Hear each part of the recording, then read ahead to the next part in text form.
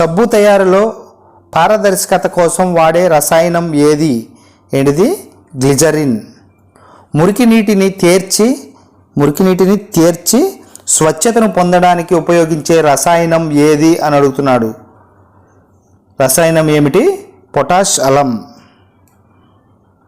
Rubber vulcanise చేసి సాగే గుణం పెంచడానికి ఉపయోగించే రసాయనం ఏమిటి అని అడుగుతున్నాడు.